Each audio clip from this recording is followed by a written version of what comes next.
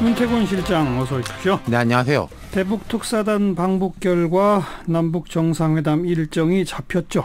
예, 정의용 특사가 오늘 오전에 브리핑을 했는데요. 요약하면 4가지 정도가 되겠습니다. 첫 번째, 남북 정상회담에서 한반도 비핵화를 위한 실천적 방안을 협의할 예정이다. 예. 둘째, 김정은 위원장의 비핵화에 대한 확고한 의지를 재확인했다.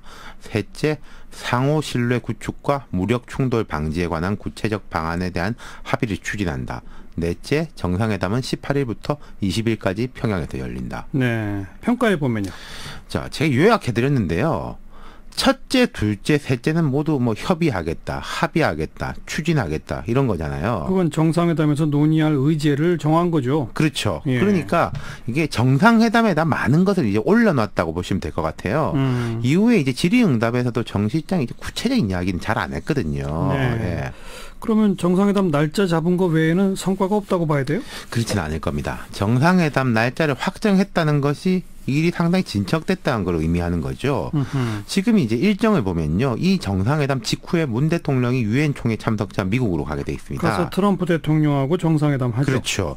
손에 쥔 것 없이 남북 정상회담, 한미 정상회담을 연쇄적으로 잡는다는 것은 상식적이지가 않죠. 예. 우리뿐만 아니라 북한도 리스크가 너무 크거든요. 그러니까 문 대통령이 김정은 위원장과 뭔가 협의를 하고 예. 그 결과를 가지고 트럼프 대통령하고 또 협의를 하고 그렇죠. 그래서 합의를 이끌어낸다. 예.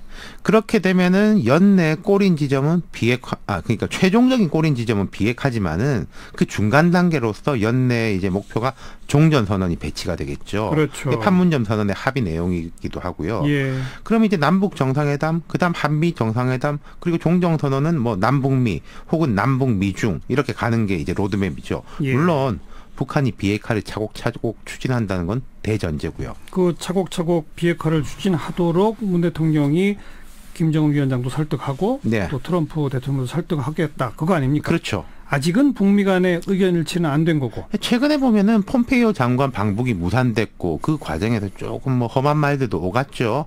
근데 정의용 실장의 전언을 보면은 김정은 위원장이 이렇게 말했다는 거 아닙니까? 우리 핵실험장하고 미사일 실험장 폐쇄해가지고 도로 쓸 수도 없다. 그러니까요. 비핵화 의지가 확고하다. 예. 그러면 이제 북한의 입장은 우리가 이 정도 선언을 보였으니까 종전 선언을 빨리 해가지고 북미 관계 정상화 수순하고 비핵화 수순은 같이 가야 된다. 미국의 성의를 보여라. 그렇죠. 이런 논리죠. 반면에 미국은 실험장 일부 폐쇄 등은 의미가 있지만은 예고편에 불과하다. 실제 뭐 핵에 대해서 어떻게 한 건 아니지 않냐.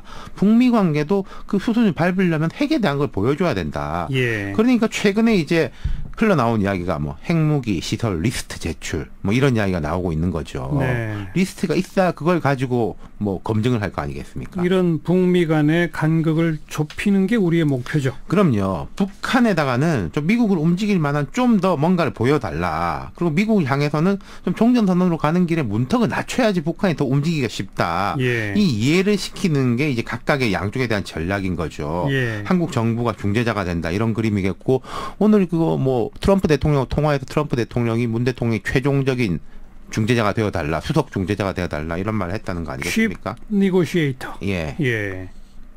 그러니까 오늘 정의용 실장이 북한의 확고한 비핵화 의지를 재확인했다. 이런 발표는 미국을 향한 이야기겠죠. 물론이죠. 예.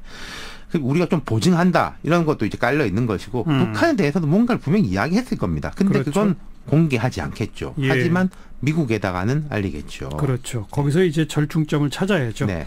어쨌든 18일에서 20일 평양에서 다시 남북 정상회담이 열리게 됐네요. 예, 연내 3번째 정상회담이고 평양회담은 2007년 이후 11년 만입니다.